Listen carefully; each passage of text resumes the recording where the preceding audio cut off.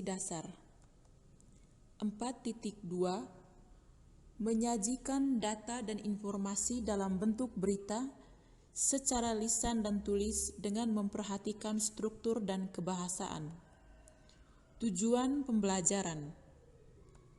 1. Peserta didik diharapkan mampu menjelaskan pentingnya berita.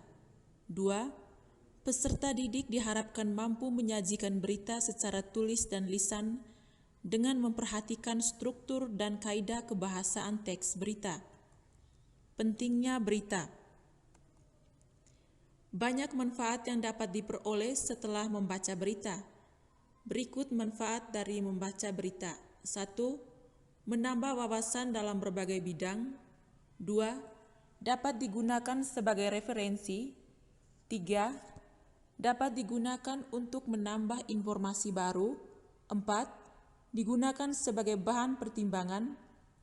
5. Menambah perbendaharaan kata. 6. Mengklarifikasi berita palsu. 7. Mendapatkan ilmu baru. Penyusunan berita. Teks berita harus disusun berdasarkan struktur berita. Dengan berpedoman pada struktur teks berita, berita yang kamu susun akan sistematis. Selain itu, kamu harus berpedoman pada ciri-ciri teks berita. Dengan berpedoman pada ciri-ciri teks berita, diharapkan berita yang kamu susun mudah dipahami orang lain yang mendengar atau membacanya. Jadi, dalam menulis berita, kamu harus memperhatikan struktur dan ciri-ciri teks berita. Langkah-langkah menyusun teks berita. 1. Memilih peristiwa atau kejadian terbaru atau terkini. Pemilihan peristiwa harus menarik. Peristiwa tersebut menjadi perbincangan banyak orang. Peristiwa yang dipilih dapat diperoleh dari berbagai sumber, seperti pengamatan langsung, wawancara, dan penelitian. 2. Mengumpulkan informasi yang mendukung. Informasi yang kamu kumpulkan harus memuat unsur-unsur berita, dan informasi yang disusun juga harus memuat unsur-unsur berita atau adik simba. Informasi ini akan mempermudah penyusunan. 3. Menyusun berita. Kerangka berita dapat disusun dengan menggunakan model piramida terbalik. Sajikan informasi-informasi penting di bagian awal teks berita, kemudian dilanjutkan dengan informasi-informasi yang tidak begitu penting. Pembuatan kerangka tulisan harus detail dan runtut, sehingga teks berita yang disusun runtut dan padu.